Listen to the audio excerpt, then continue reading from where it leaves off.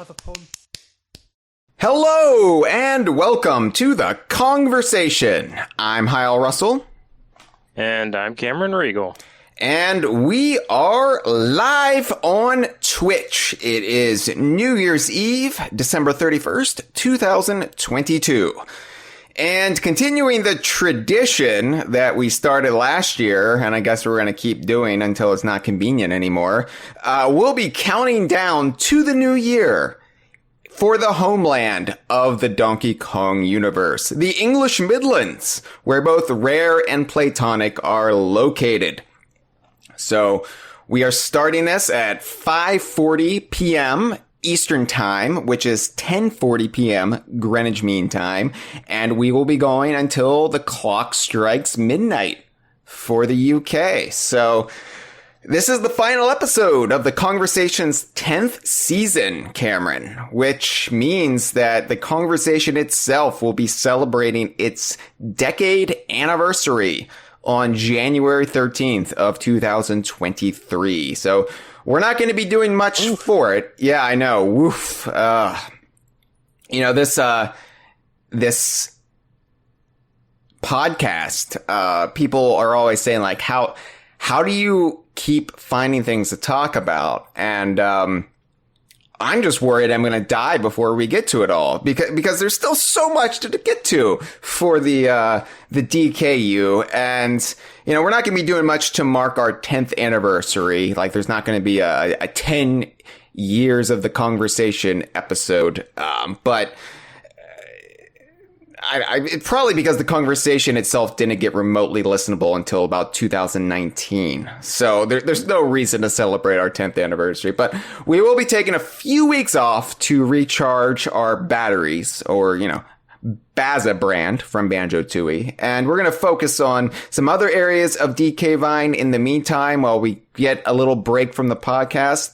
And we're going to reset before we kick off season 11 in just a few short weeks. But what will we discuss on the Kongversation in 2023? Well, that's what we're going to try to figure out on this episode as we look ahead to what 2023 may hold for Donkey Kong, Rare, and Playtonic. So, thank you for being here with me this time, Cameron.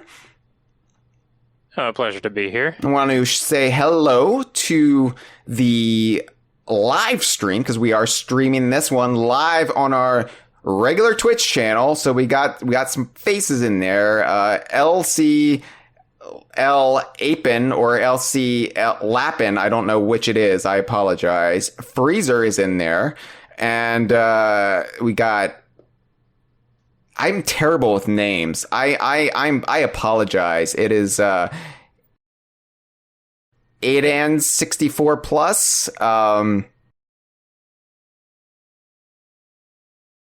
Amanzico. I see. I'm terrible at this. I don't know. There's letters, and I don't know how to sound them out correctly. So It's to ask the architect. No idea who that is. I'm banning them. That's just nonsense meant to provoke me.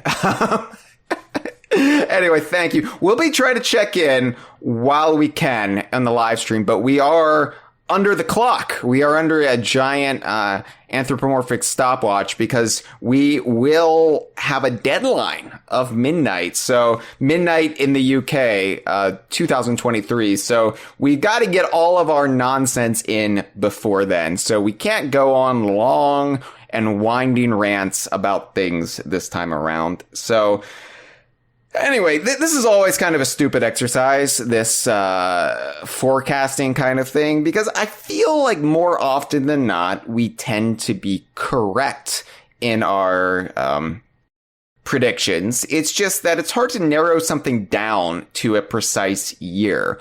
Because it's really arbitrary, right? We like most of civilization takes a break at the end of December. And then we start again. But other than that, it is kind of just, there's not much of a difference between the end of 2022 and the beginning of 2023 to say, this is what's going to happen in the next 12 months, but only the next 12 months. If it happens 13 months from now, we're wrong.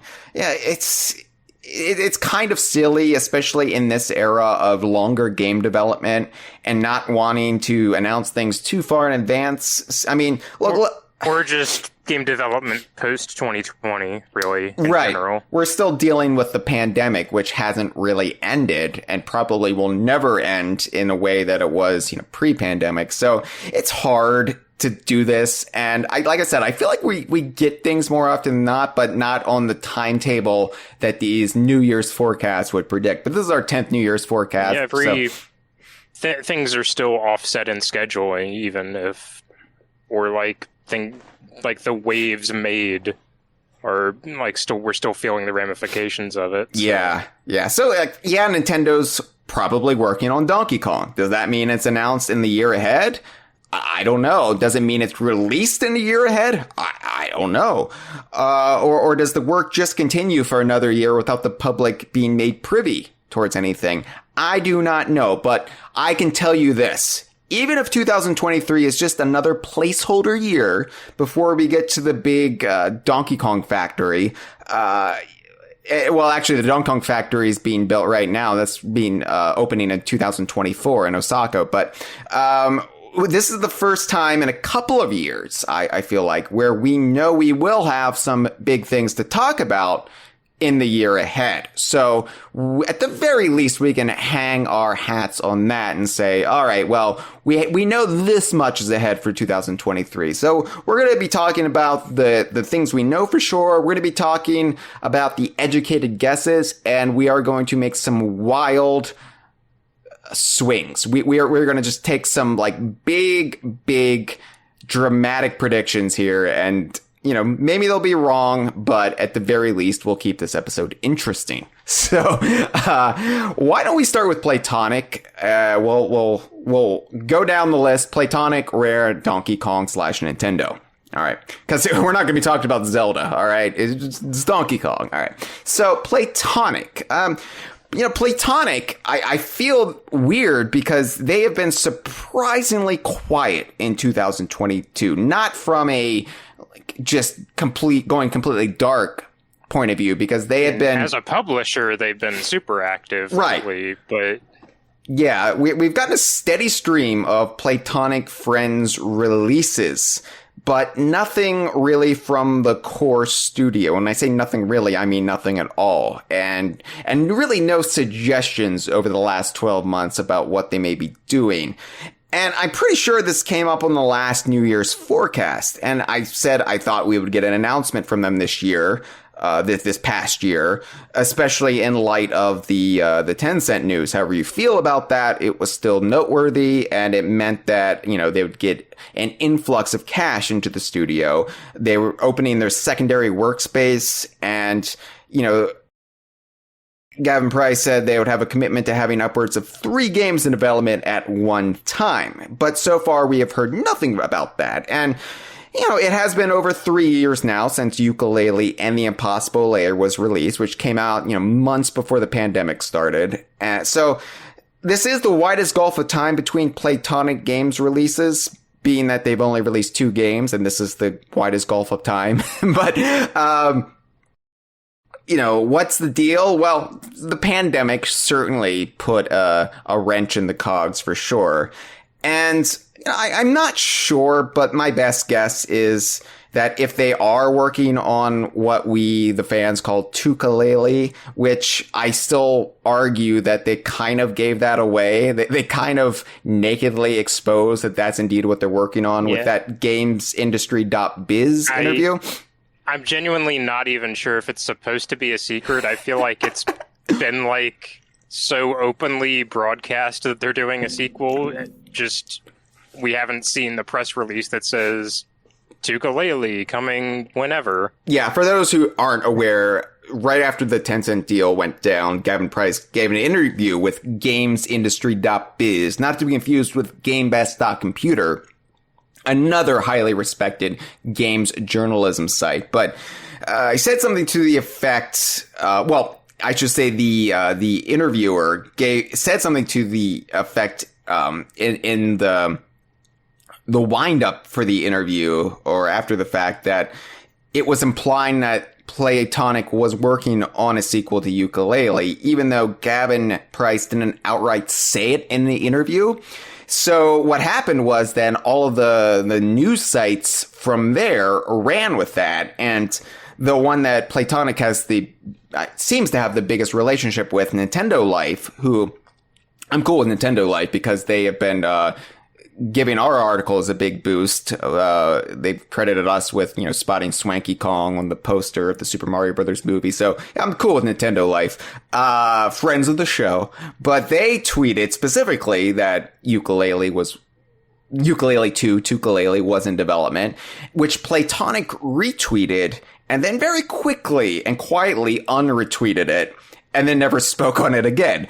So, and for those, there also that tease they did of Gavin saying "Oh, we're working on bleep," but the first letter was clearly T. Well, I thought that was capital B something golf. So I have no idea. He's been teasing that one too, which I don't know if that's just a persistent joke, threatening people with they're going to do a golf game with capital B, but capital B then showed up in a Mighty Fight Federation wearing golfing clothes, and there was that weird golf course on the overworld of Impossible Lair. I feel like that must be a joke from Gavin Price, but I don't really know. But yeah, it'd certainly be interesting if we have 2 Yooka-Laylee titles MIA for several years now. Yeah, so yeah, there's a lot of uncertainty around that, but I feel like it's pretty open, especially based on Playtonic retweeting and then unretweeting that Nintendo Life tweet. For those of you who are listening to this in 2024, there used to be this social media site called Twitter.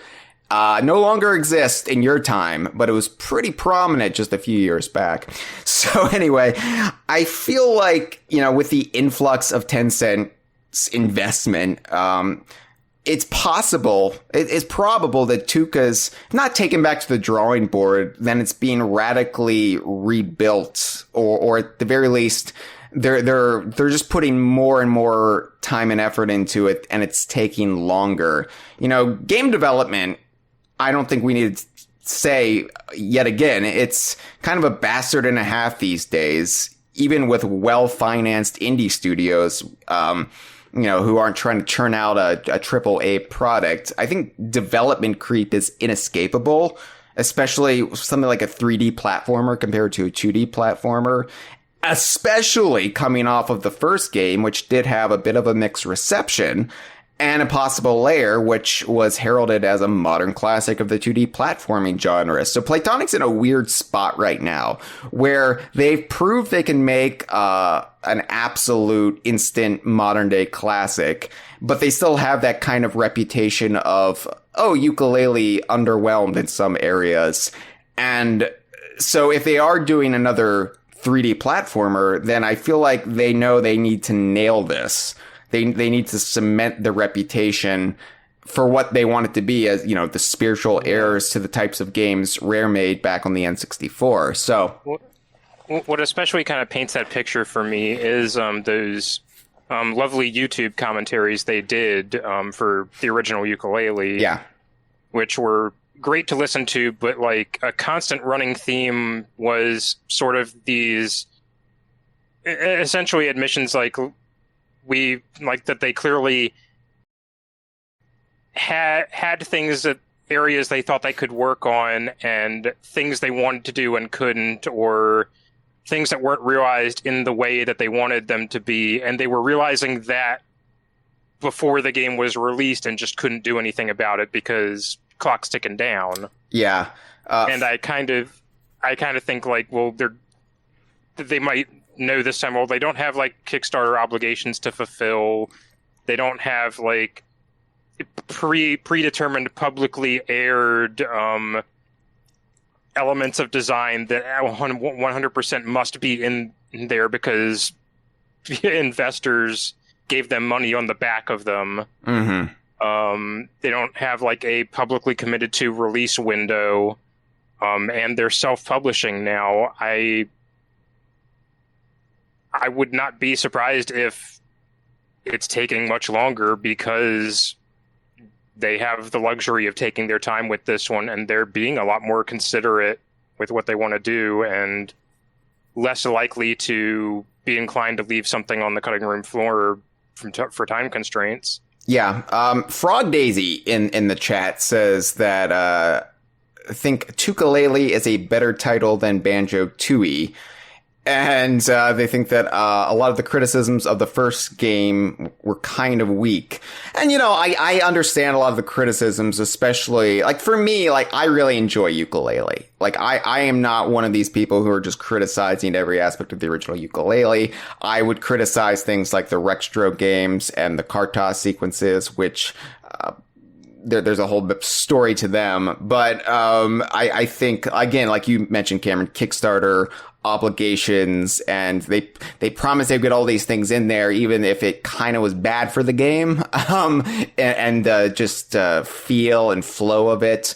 But I really like Yooka-Laylee. I love Impossible Lair. So, like, I think Impossible Lair was just this wonderful little gift that we got right before the pandemic, right before everything kind of started to evolve at Playtonic, where it showed us that, hey, yeah, no, not only are they aware of the problems of the original Yooka-Laylee, but they can also make a game like this. So I think, yeah, with the investment they have, I mean, I know everybody feels kind of squicky about Tencent, and, it's not ideal, but it does afford the people at Playtonic, who I do love and adore. It gives them the time and the financial stability to make a product that they feel like they're capable of making, and not fill it with, compromises, death by 1,000 cuts, that sort of deal.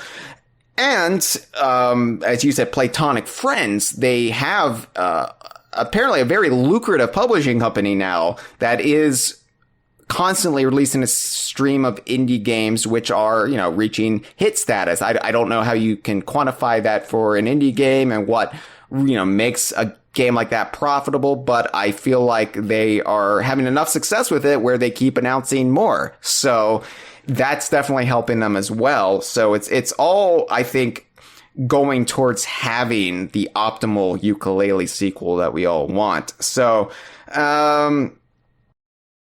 yeah, I mean, I'm really looking forward to seeing if Playtonic does announce anything this year. I think it's likely they will, but it's also, I won't be surprised if it just takes a little bit longer, because if Playtonic is working, let's say they're working on 3 games, right? Yooka-Laylee and 2 other ones. If the 2 other ones are of a smaller scope, which they probably would be, they would theoretically maybe even be done before Yooka-Laylee is, but I'm not sure if they would want to lead with them after, 3+ years of no releases, or if they would want to wait until Yooka-Laylee is launched for maximum impact. Get people excited about the Yooka-Laylee brand again, then release the smaller titles, or the ones with focus on more obscure characters like Shell or whatever. I'd say maybe, like, you could, like, announce a spin-off game that is, like, show it off, is coming soon-ish, but then, like, affirm that you are making the sequel to Yooka-Laylee. Yeah.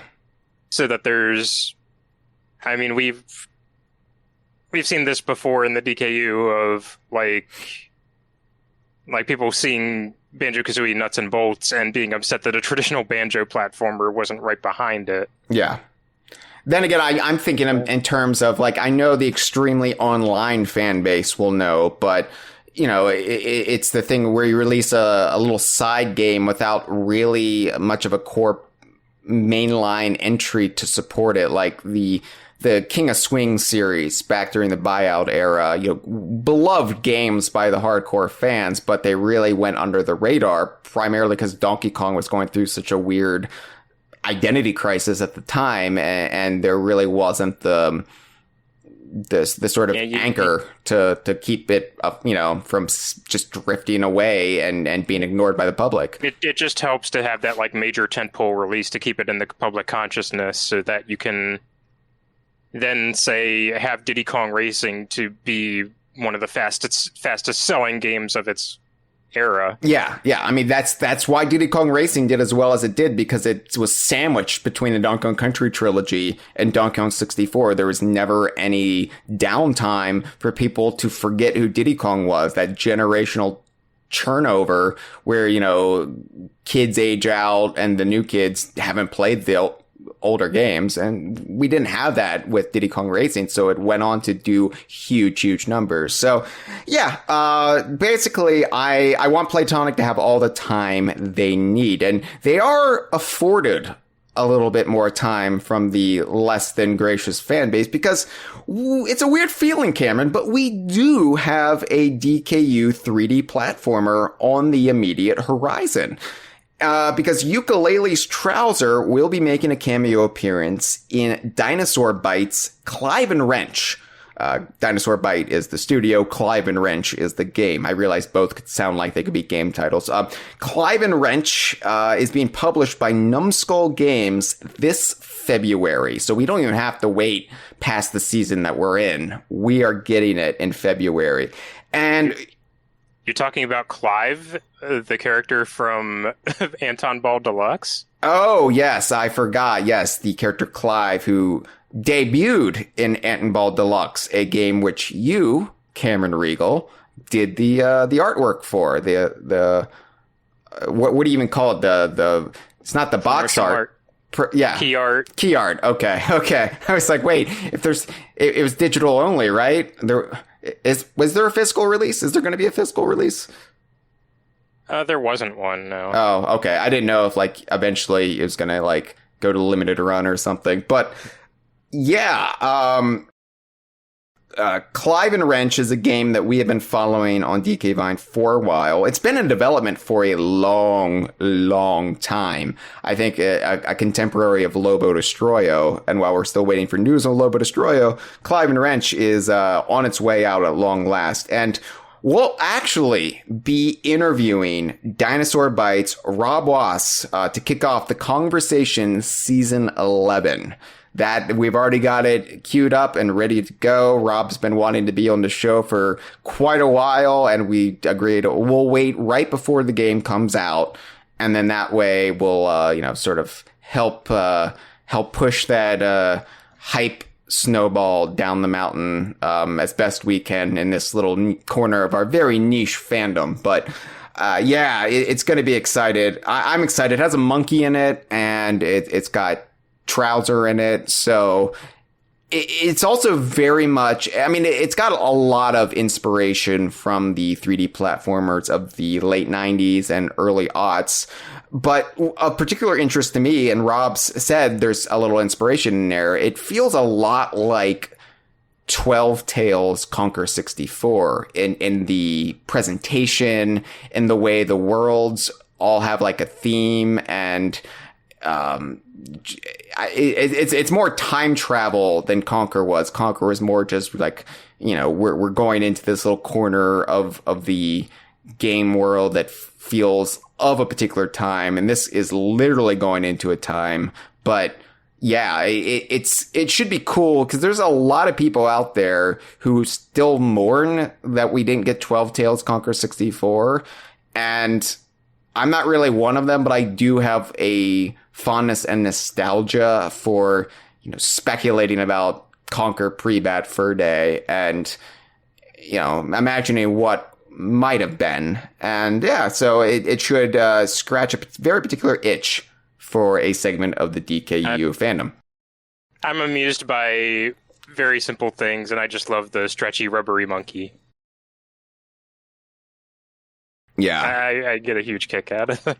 Yeah. So, yeah, we'll be talking more about Clive and Wrench as the new Kongversation season begins. Now, as far as Playtonic Friends titles, Little Gator Game was the one we were really watching this year. And I'm excited that the holidays are winding down so I can really spend more time with it. Because I played it for about a day, and then I just couldn't play it anymore because I had too much stuff to do. So I'll be going back to Little Gator Game. And Little Gator Game doesn't appear to be DKU. It doesn't seem to have any appearances by Yooka-Laylee characters, but then again, I said Saberwolf GBA, Killer Instinct 2013, and Cameo Elements of Power weren't DKU once upon a time. Don't I look silly? But, DKU this year. Yeah. So we got 3 new games this year. Why are people complaining? We still need to discuss a Playtonic Friends title, though, Cameron, because Demon Turf Neon Splash came out, like a full sub-sequel to the original Demon Turf, and we still haven't discussed it. And it got away from us, especially as the year progressed, and we just had more stuff we had to discuss. Not even that, the DLC for the original game, the Tower DLC. Yeah, Demon Turf Tower, free DLC for the Steam version of the original Demon Turf. So it's just an avalanche of Demon Turf stuff. I feel like it's become one of the more like lucrative mini fiefdoms within the DKU right now, where it's just too much product and not enough time to really take it all in. But yeah, Demon Turf is another thing I really want to sink my teeth into in 2023. Just really devote myself to and spend some time with all 3, I guess, releases, 2 titles, but because since Tower is going to be part of the original Demon Turf. But anyway, that about does it for Playtonic. I don't have anything else substantive to really say, except, hopefully we'll hear more in 2023, but if not, oh well, I understand. So let's get to Rare. Rare, well, I have a hunch that Rare will be continuing development on Sea of Thieves. I don't know what tells me that, just an inkling of a notion. I don't know. I could be way off base. No, it's remarkable. It's 2023 will mark Sea of Thieves' 5th anniversary since it's launched. Can you believe it's been 5 years? We were talking about 10 years of the Kongversation, but the 5th anniversary of Sea of Thieves. Sea of Thieves exists on such a nebulous timeline to me because, it doesn't feel like it's been around for 5 years, but also in trying to recap my thoughts on Sea of Thieves for this year, I was thinking well, yeah, it kind of was a blow when they shut down the arena, but they've done so much to build the game with adventures and the captaincy and the Heart of Fire novel and the Servant comic and the the Saving Golden Sands and the Pendragon Flameheart fighting wait, that was all this year. What the hell? Yeah, it's been a jam-packed year for Sea of Thieves, and they even ended it on such a huge note by introducing the on-demand ship battles, where we haven't even discussed those on the conversation yet. That'll come with the next season roundup in season 11, but that has kind of revolutionized the way you can play the game, especially if you're seeking PvP encounters. And even if you don't like traditional PvP encounters, it's still fun to play given how they arrange it.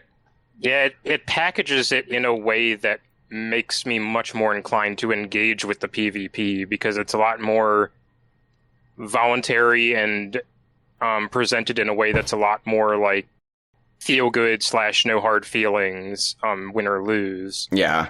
So we know a little of what's ahead for Sea of Thieves in 2023, thanks to the Rare Twitch channel's stupid fascination with having an orb, during the holidays. They have this snow globe, which they call the orb, and they just put it on their Twitch channel, and I guess create this panic among people who have a fear of missing out. And occasionally they will have some sort of preview or suggestion of what's to come in the year ahead manifest within the orb. Don't tell all of New York that you think gathering around an orb at the end of the year is silly. So I have no interest in watching this stupid orb during the busiest time of the year. I didn't even get the little gator game properly. But luckily, our good friend Dre, who runs Golden Sands blog post with Jeff, is more absorbent than us. Like paper towels? No, I meant they are observant of the orb or orbs. I realize the pun doesn't work because it makes it sound like something else.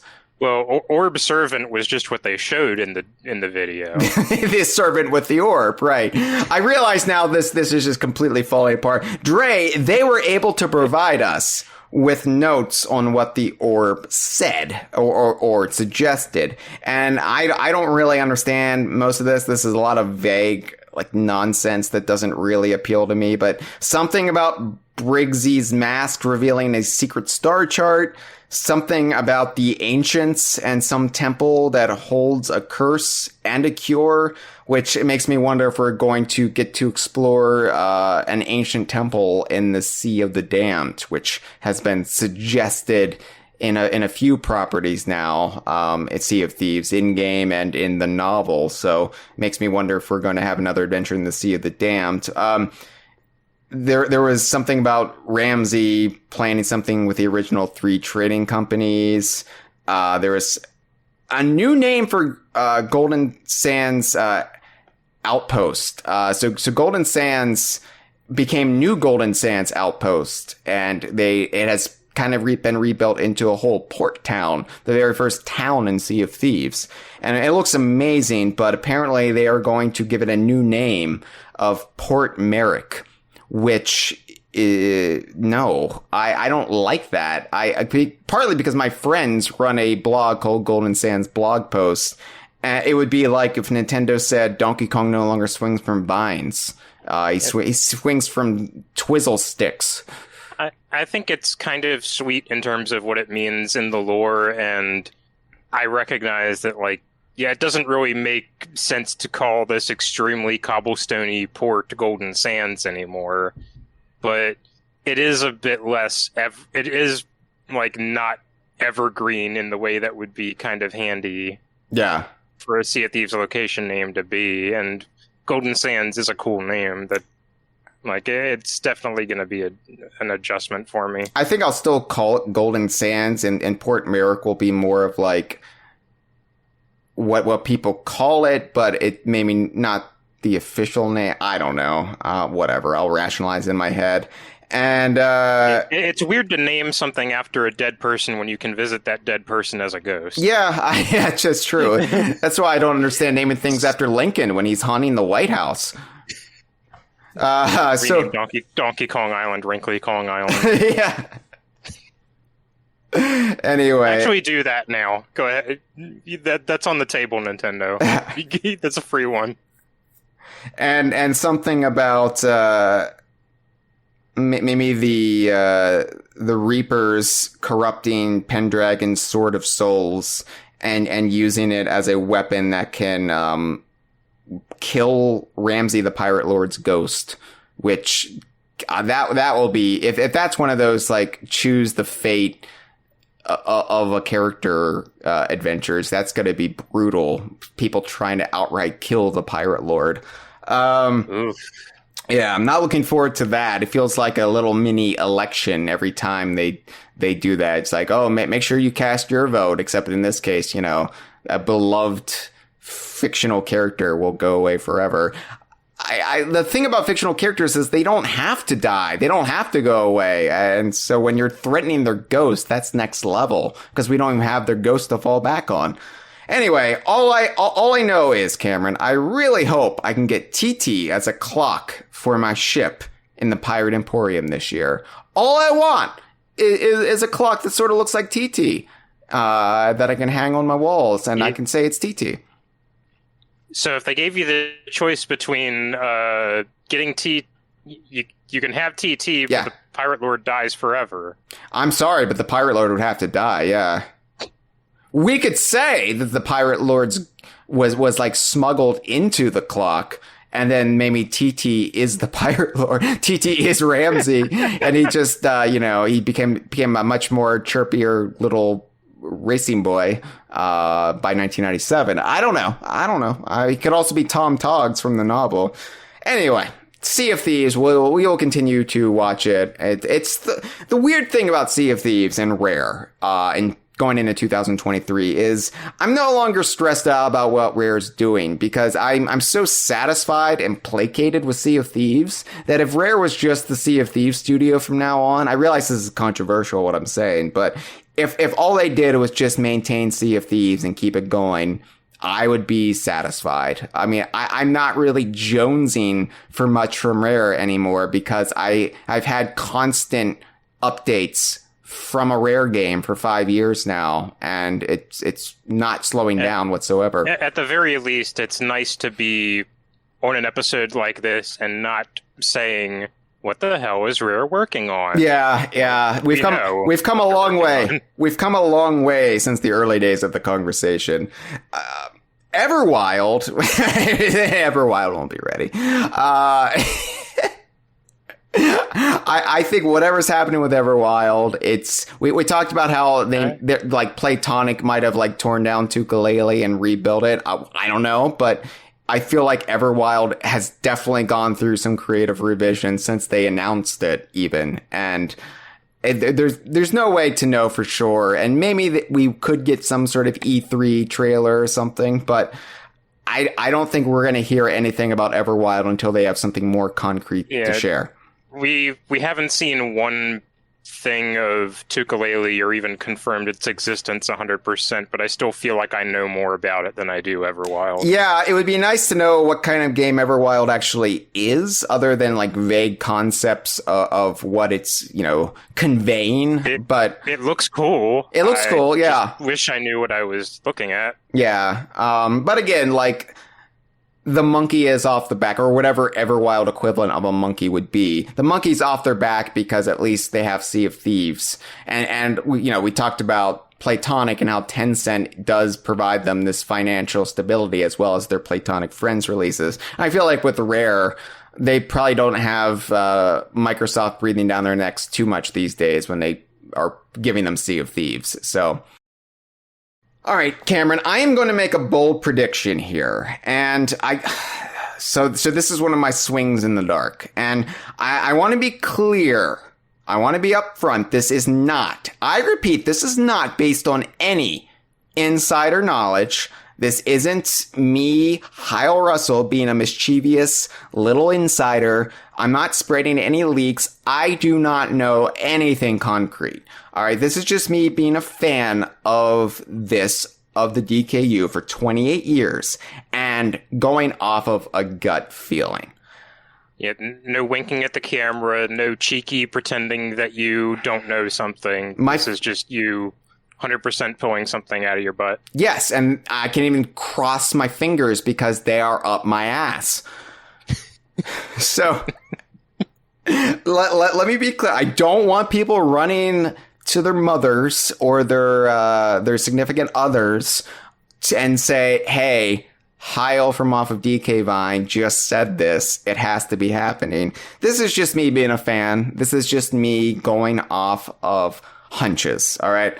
But I think something may be in the works somewhere within Xbox Studios or through an outside studio for Banjo-Kazooie. Now, let me be clear. That doesn't mean it's in active development already.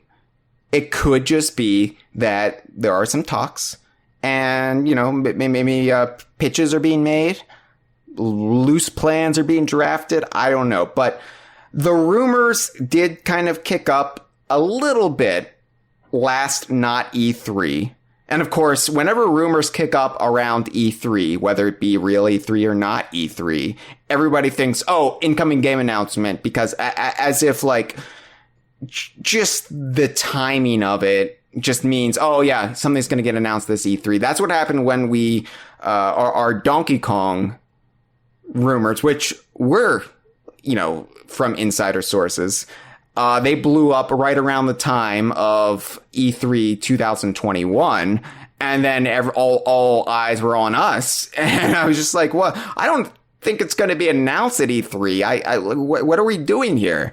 So anyway, people briefly got excited about this last not E3, and then nothing was announced, and so everybody was like, oh, I guess that was fake. But I don't know. I think there's enough wind to the back of this rumor. I think there's enough industry folks elsewhere starting to chat about it that there's mild credence to be given to this. And yeah, I think it's definitely going to happen sooner rather than later. Does that mean 2023? It's doubtful. It is doubtful. Like I said, these episodes are kind of stupid these days because it's hard to pinpoint something to a strict 12-month chronology. But I know everyone's going to look at June 2023 because it's the 25th anniversary of Banjo-Kazooie. And of course, something has to happen for any anniversary of 5. Which, again, calm down. Anniversaries mean nothing unless the studios have something in the works that they can then coincidentally tie into anniversaries. It's very seldom that a studio will target anything for a specific anniversary. It's all after the fact happenstance. Or if they can bundle a slapdash collection together, they'll do that. If it's an anniversary title, it's generally either scoped appropriately for it or delayed or rushed out to its detriment. Yes. Yeah. It's no way to actually time a project. So I have maintained personally since Banjo and Kazooie got into Smash that we would be seeing them back with a game eventually because it was just money being left on the table from Xbox Studios. And then we had the worldwide pandemic, so I don't know if that would have slowed anything down. I don't even think there were probably any talks in the works before the pandemic, but it's going to happen eventually. And maybe Rare will have oversight. Maybe they'll just be completely hands off with it like they seem to be with Perfect Dark, which we haven't heard anything about Perfect Dark recently, have we? No, things have gone dark perfectly. Yeah. But it's possible that maybe Rare would if when this gets rolling, maybe they will have more involvement in it the same way Delilah borrowed Paul Collins from Rare for Battletoads 2020. I think Banjo-Kazooie is such a big brand for Rare that it would be weird for them to not have any fingers in the pie. At the very least, I would have to assume this is at least a conversation that's been had. Yeah. I don't think there's an email filter that says Banjo-Kazooie project with 999 messages left unread. Yeah, and yeah, the question is, how much involvement would Rare have on it? Would Rare sign off on it? Would Craig Duncan want that? Because we know how eager he was for Rare to kind of shed the image it was pigeonholed into pre-Sea of Thieves as this studio that made all these great games in the 90s and then all these games that were dismissed once they went to Xbox. And these are all trivialities at the end of the day. Will it have the Rare logo? Will it have anybody from Rare working on it? I do think Banjo-Kazooie is coming. I think it's a sure bet in the next couple of years. That's just my hunch. I will be shocked if I'm wrong. I mean, my position is a new Banjo-Kazooie game is a matter of when, not if, but that's been my position ever since Nuts and Bolts, I think, so. Yeah, I have felt more solid on these foundations since Smash, obviously, but... Right. Well, at least since Rare Replay, I guess I'd say. Yeah. I think Rare is at least in a good enough place with Sea of Thieves that they're no longer just... Obviously, among certain fans, they will always be... the Nintendo's kid brother who made, half of the worthwhile games for the N64. But I think for the larger gaming crowd, they are now the Sea of Thieves studio, so I don't think there's any danger necessarily of being married to these past images. And I think Xbox as a brand has diversified enough that I'm sure Phil Spencer and others are champing at the bit to get Banjo-Kazooie back out there. It's just a matter of finding the right fit. I mean, the success of Sea of Thieves is at this point uncontestable. It is, I think, their most successful property ever, maybe. And like solidly so. Yeah. But I think like Banjo and Kazooie are always like the duo collectively are going to be Rare's Mickey Mouse at the end of the day. Right. More so there's than always going to be this this twinge in the back of my mind, like, hey, what's going on with them? Yeah, I think it's inescapable, and like I think they maybe toyed with having Rash be their mascot for a while, and I think the Battletoads are ultimately too niche for it to really make that connection where like, yeah, they'll always be popular, but they're also Ninja Turtle XPs at the end of the day. So, I think Banjo-Kazooie are it. And I think they will always have that strong link back to the studio, which again, Xbox knows what they have. Modern day Xbox definitely knows what they have. We'll get it eventually. But hey, speaking of Banjo and Kazooie, there's also another question. When are we going to get Banjo-Tooie on NSO Plus expansion pack? Which segues nicely, I think, into Nintendo and Donkey Kong discussion. Yeah, speaking of things that are, I think of as a matter of when, not if. Like, yeah. You can't put Kazooie on there and not put Tooie on there. You know, having Banjo-Kazooie on NSO Plus expansion pack this year has been so much fun for me because I can just play it on my Switch, which is so convenient to my lifestyle. I don't have to play it on my Xbox. I can experience the original N64 version. I can get the stop and swap items and then just jump back to a prior save state and not have to worry about it not being there anymore. It's just it's nice to be able to replay Furnace Fun. Yeah. So Banjo-Tooie, I think more than Kazooie would be such a massive win for the fandom because Banjo-Tooie is such a complex game and it's so hard to do. It's so hard to sink my teeth into without like a very concentrated, I am playing Banjo-Tooie for the next week or two. Like, this is what I'm doing. So to have it at my fingertips on the Switch with the functions of NSO, oh man, I would love that. And yeah, like you said, it's just a matter of when, because I can't imagine Banjo-Kazooie and GoldenEye coming to NSO Plus expansion pack and then nothing else. I realize those might be the two marquee titles from Rare that, you know, are been tied up in rights issues, but you got to get some more. If you're gonna start with those two, why stop? And then if you're gonna have Banjo-Tooie, well, why not go all the way with the game that's most associated with rights issues outside of GoldenEye, Diddy Kong Racing? Look, Diddy Kong Racing, I have become such an advocate for everything Diddy Kong Racing. I feel like in the last few years, I have been warped into a Diddy Kong Racing zealot. I don't know, between campaigning for TT as a cosmetic in Sea of Thieves, which I only do because he was in the prototype build. I'm not crazy. I am not crazy. I feel like there's a picture out there. This isn't like this picture isn't like some guy in a costume where we can see his wristwatch. It's TT in the build of the game. I feel like I'm Chuck McGill in The Witness Stand. I'm not crazy. I know they switched that stop clock.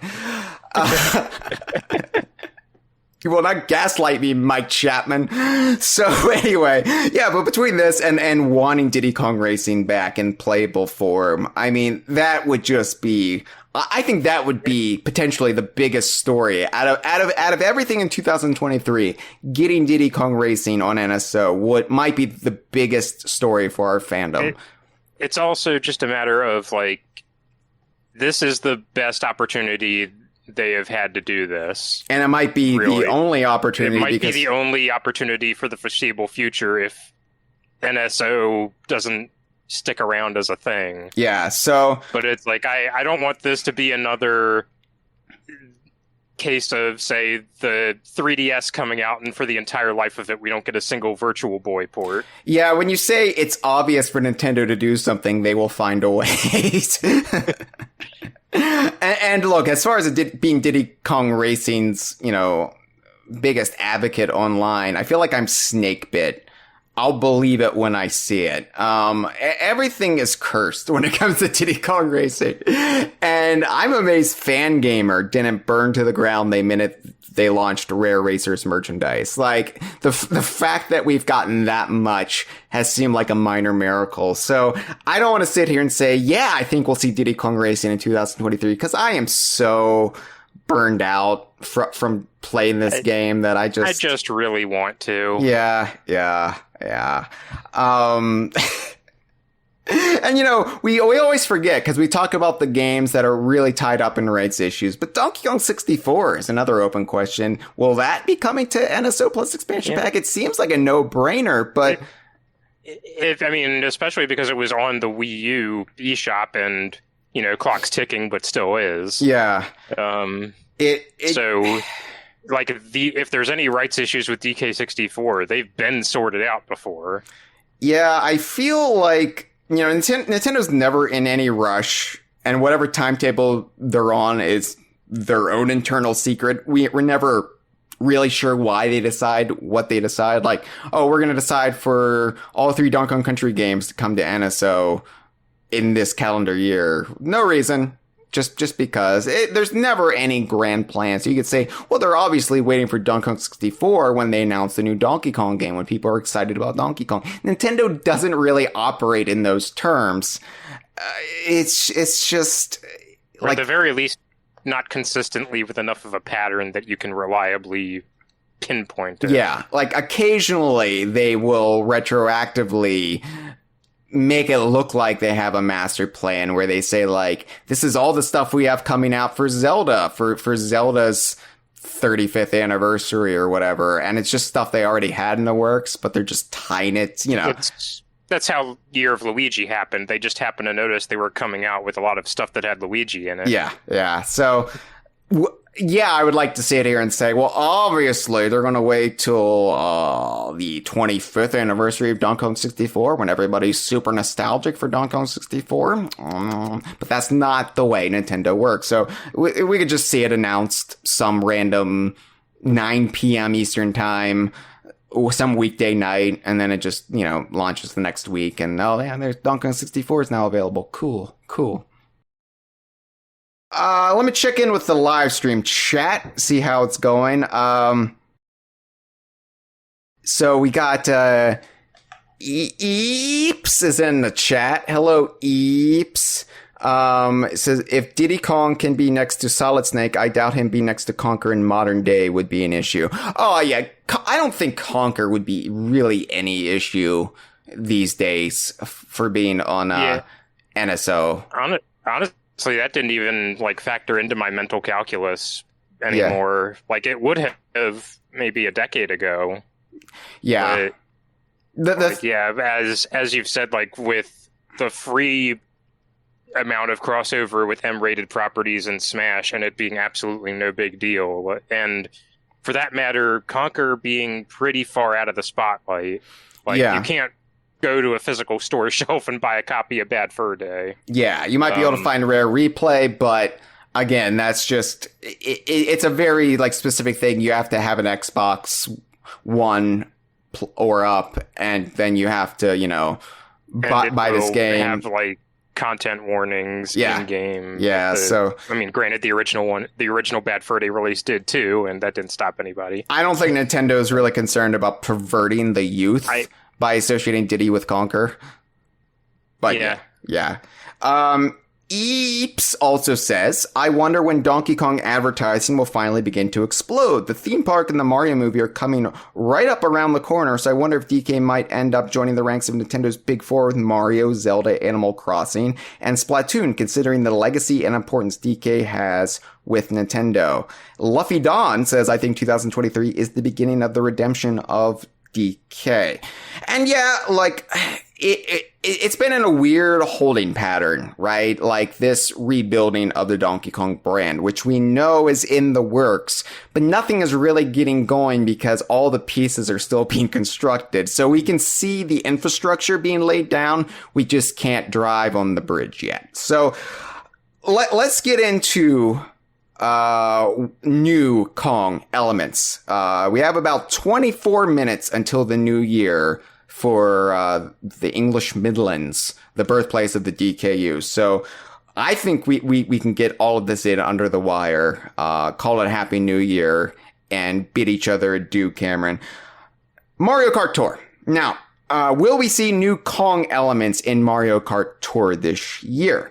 Here's going to be my bold prediction, because we just talked about this on a mini episode about how it seems like they're sort of winding down the amount of new content in Mario Kart Tour, at least as far as characters, carts, gliders. Not going away, but I think the ambition of it is like winded down a little bit. Yeah. So if we do not see Cranky Kong added around the time of the Super Mario Brothers movie, I don't think we'll see him ever in the game, because we know from the leaked Happy Meals toys that Cranky does drive a Mario Kart in that sequence in the movie. He's on a little bike or something in the Happy Meal toy. So I feel like, yeah, you can make that leap and have Cranky join the ranks of Mario Kart Tour. But if it doesn't happen, then I don't think it's ever going to happen, because we talked about Nintendo really not jumping on opportunities like this, but this is a bit different. I feel like this is just when interest in Mario will be at an all-time high, when more people will be downloading the game, when they may have some crossover opportunity, they would definitely seize it. I wouldn't count on it, but at this point in Mario Kart Tour's life cycle, like it's not a big deal if it doesn't happen. No, I think Dixie is still kind of shocking to me that we got Dixie at all, a character who was never in Mario Kart, any iteration of Mario Kart before then, and she's just in it, and she's really fun. Yeah. She's really well animated, and she's always my go-to in multiplayer, and As much as I'd like to see the Kongs get the same goofy costume treatment everybody else does, like, I'm pretty happy with the level of Kong content in Mario Kart Tour as is. It honestly makes them feel more special that they don't, right? Like it almost puts them on a tier above. Special guest billing. Yeah, exactly. So it's the kind of like it's in their contract that you're not putting me in any silly get-ups. Yeah, and only green M&Ms in the bowl. I think that it definitely is the kind of separation we're seeing now with the Mario franchise, where we're acknowledging that they're kind of intersected, but they're still their own thing. We're not going to drag the Kongs completely down in the muck by having them hold giant sausages or dressing up like astronauts. Meanwhile, we're saying, no, more big sausages.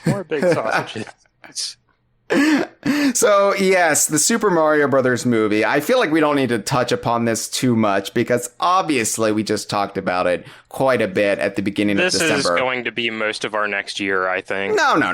We'll get it out of our system by April.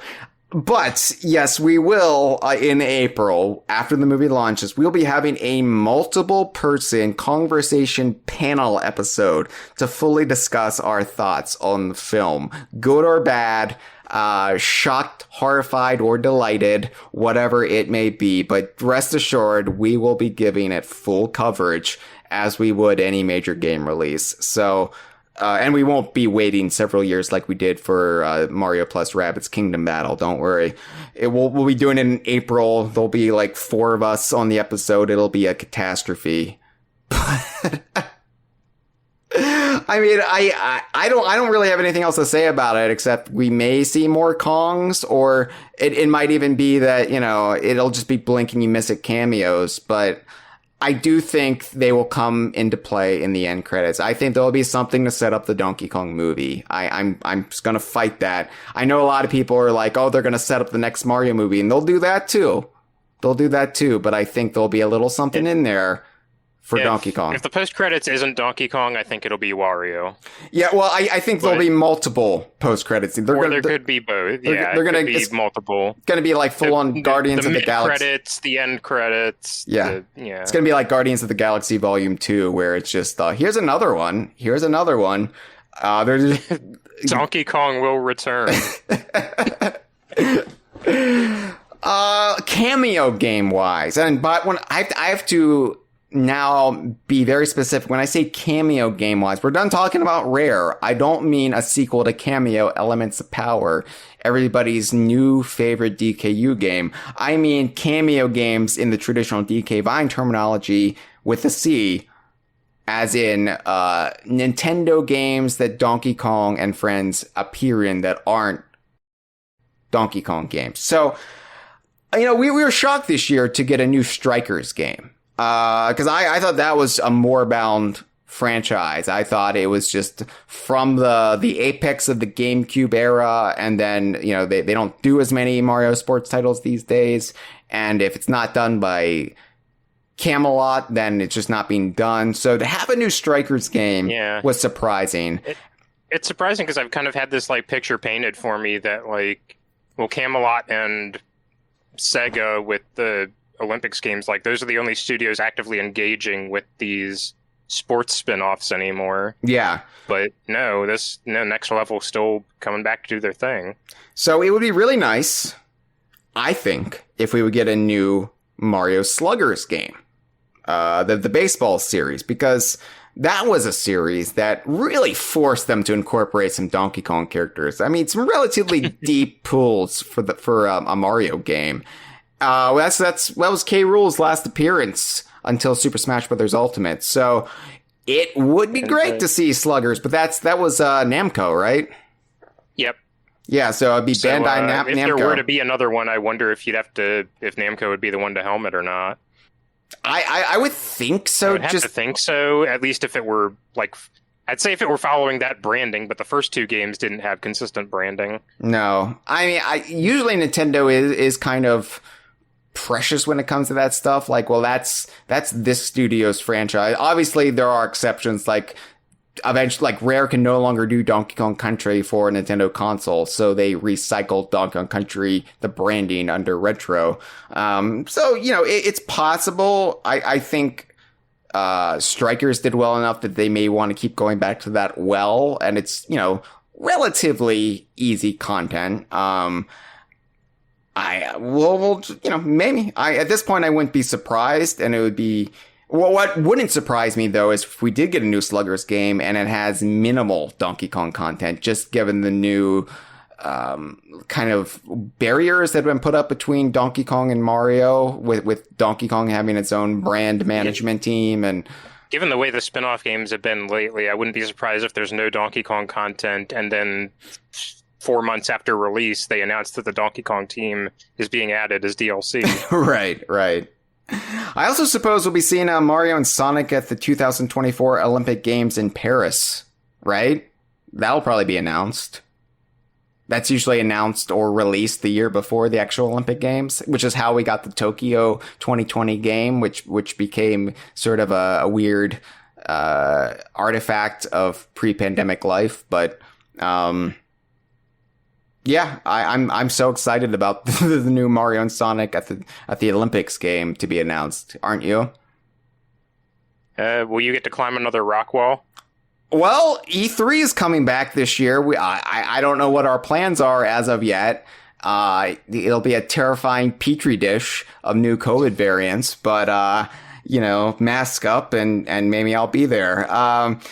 Super Nintendo World is opening February 17th in Hollywood, but it will be an extremely scaled back version of the park, and it will definitely never have the Donkey Kong section. So I kind of don't care about Super Nintendo World in Hollywood. It's got the Mario Kart ride, and that's it.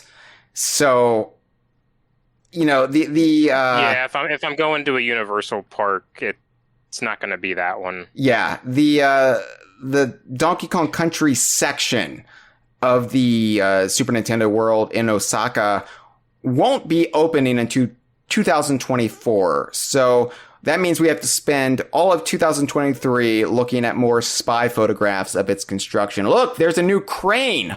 Oh my God, they're erecting something.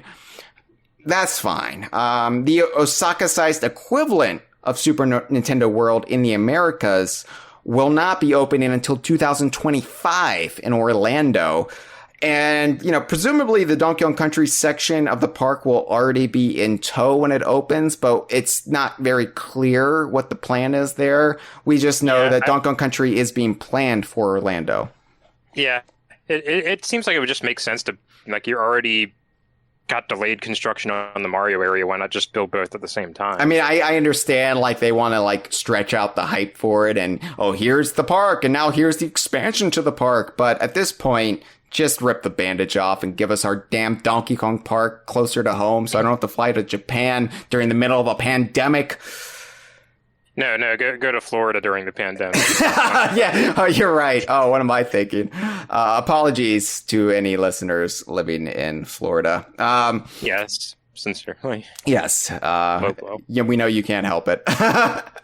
So, what, Cameron, then, of the Donkey Kong game? Oh, here we go again. So, I feel like this is a fool's errand, right? To continually bring up the Donkey Kong game that we reported on way back when. And then it blew up when more prominent leakers on your, various Reddits and what have you started running with it. And then news sites started carrying it, and it became a full-blown rumor leading into the E3 2021 hype cycle, and then it didn't get announced, and everybody was like, oh, that wasn't true. I still maintain it's true. I still maintain Nintendo is definitely working on a new Donkey Kong game. It just... the nature of how the news leaked to me and the rest of DK Vine was due to the fact that, development in the West got scuttled. The new Donkey Kong game was being developed outside of Nintendo, not Retro Studios, and then it got scrapped. And then from there, Nintendo decided to take it in internally and move development into Japan. So because of that, stuff leaked out, and we became privy to it, and we became knowledgeable to a certain extent.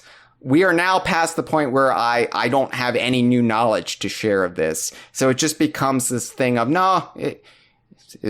last I heard it was still in the works, but, I can't tell you it's going to be 2023 necessarily. It's a situation where, I don't have anything to say about it. I have no idea when it's coming, but also I'm not worried about it existing eventually, because I look at a game we do know about that has had an analogous development road full of speed bumps and potholes, and I don't know, a family of ducks you have to wait to cross. Metroid Prime 4, which Nintendo publicly announced and publicly acknowledged was switching developers. Yeah, and that raises the question, what would you rather have? Would you rather have a game announced super early and then it all fall apart? Or would you rather being left in the dark and then having a game announced when they have all this stuff ready to show and a pretty firm release date? And then I'm of two minds about it, because being in the dark is frustrating. As a fan of a property, you want to know that something is in the works. But then if you enter development hell, you get that flop sweat of, is this actually coming out? Is this actually going to cross the finish line? I mean, we've been at this for so long now. We have seen games get announced and then never come out, and then they always become these great white whales of the fandom where, oh my God, Donkey Kong Racing would have been incredible, and we can never get over it. Not really. That wound never fully heals. So Yeah, I mean, like, granted, Metroid fans have had Dread in the meantime, so they've had enough to satiate them. And yeah, but you're right. Metroid Prime 4 was announced E3 2017? Yep. Yeah. Yeah. Which is around the time that Donkey Kong was in development as well at this other studio. So, yeah, you're right. That is pretty, and it's just ironic too, given the Retro Studios connections, where Retro Studios was moving on to something else entirely, not Donkey Kong, not Metroid. They eventually get pulled back into Metroid, and then Donkey Kong has to find a new home and strikes out the first time around, and then eventually, purportedly has landed back home at Nintendo EPD. So, yeah, I don't know. It would be nice to just have, again, I'm going to use the monkey on our back terminology. I'm just stuck on Clive and Wrench, apparently. It would be nice to have the monkey off our back, or in this case, on our backs, in our heads. What is it with Donkey Kong? It would be nice to at least have that public acknowledgement that it's in the works, because that always makes everything feel better. It was frustrating in that brief window of time when you knew Rare was doing Donkey Kong for the Nintendo 64, but Nintendo wouldn't confirm it, and you just felt like you were being driven to the brink of insanity. You were like, no, just say it. Say it's being in development. Say it's being worked on. Just put me at ease. But yeah, it's been a long and rocky road, and there's been a worldwide pandemic in the middle of it. And what's really rough is, I've come to realize that we got the news right as the plans were being put into motion, where before the game was even concretely in development, we just got wind of it. And so, any timetable we had assumed was much earlier than we had thought. So it's just, here we are. We've been cursed with this knowledge for a while now, and it's just waiting and waiting and waiting. And me and my big mouth, I had to share it with the world. But I do think it's going to be a pretty ambitious project. At this point, I don't know if I think it's going to be a 2D platformer. I not that 2D platformers can't be ambitious and full of artistry, because they absolutely are, but I think it might be a new twist on Donkey Kong gameplay. Whether it's 2.5D, like something more of a 3D romp with limited scope, or a full-fledged 3D platformer. I don't know. Again, that's just me having a hunch at this point, but I'm hoping whenever we see the Surface in whatever form it finally solidifies in, it'll be something that can pleasantly surprise me. Yeah. Freezer says Metroid Prime 4 should have been another damned Donkey Kong. We're never going to get over that either, are we? That Kotaku article, which what the hell? Can we just call the game another damn Donkey Kong? I would without question adore that if that was at least the Western title. Just call the next Donkey Kong game another damned Donkey Kong Country. And I don't know, K. Rool's made a pact with Satan or something, and that justifies the title. Quirtykins says, what the hell is Playtonic even doing? I expected a DKR spiritual sequel from them years ago. I think everybody expected. I don't know why we all just collectively as a fandom went to Diddy Kong Racing's spiritual sequel as their second game.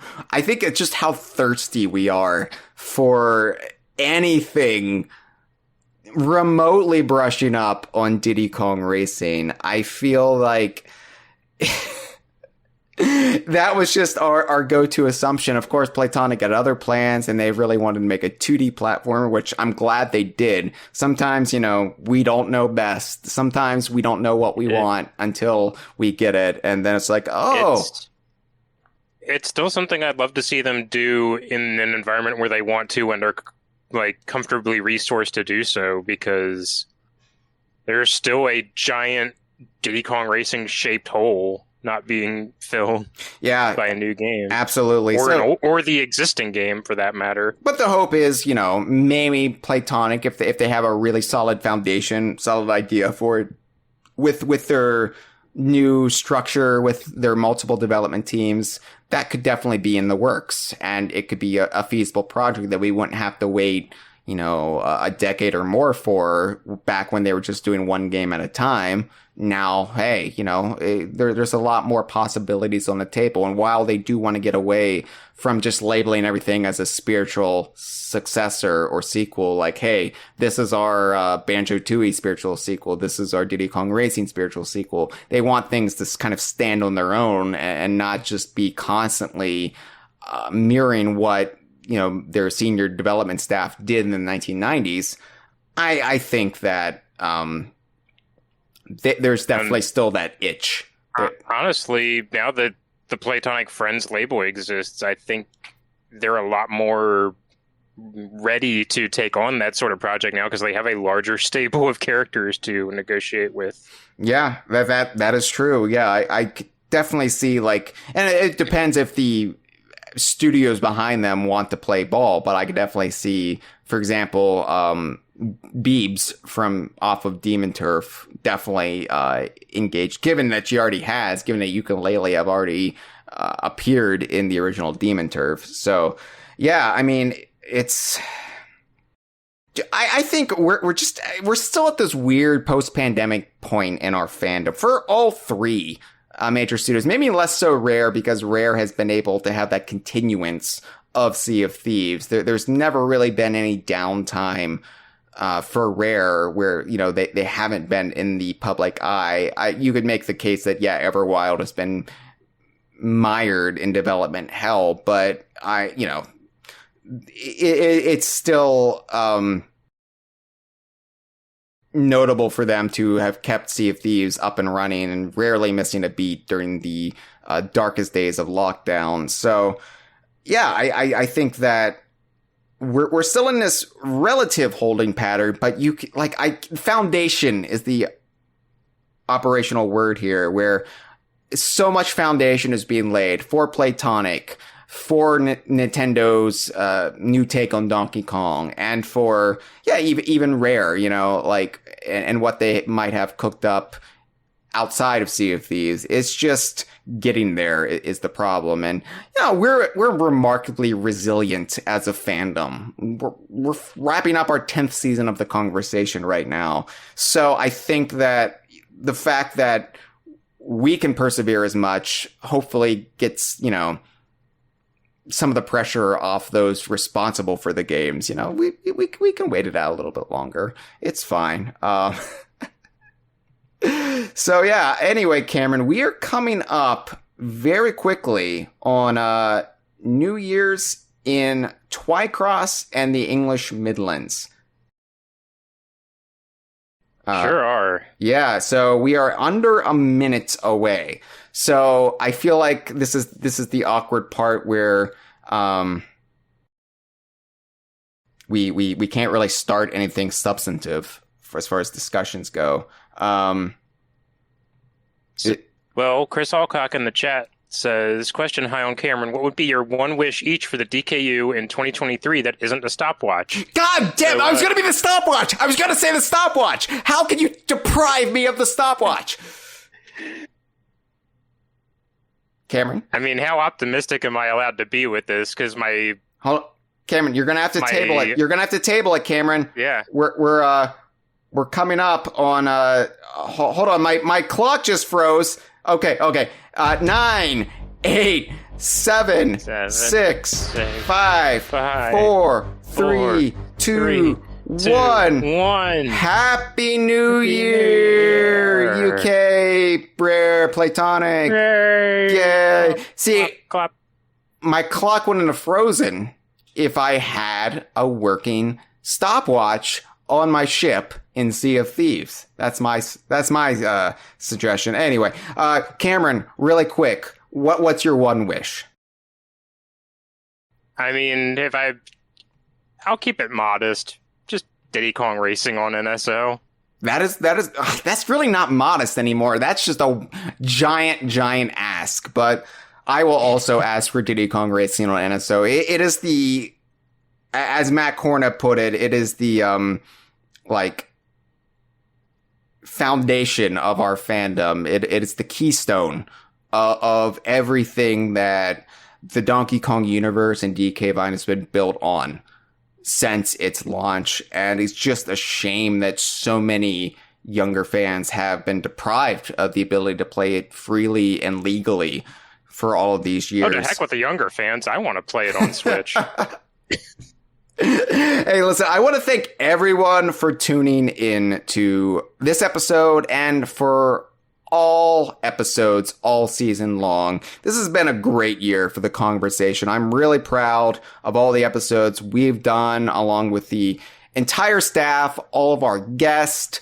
It's been a lot of fun. We're going to keep the momentum going in 2023.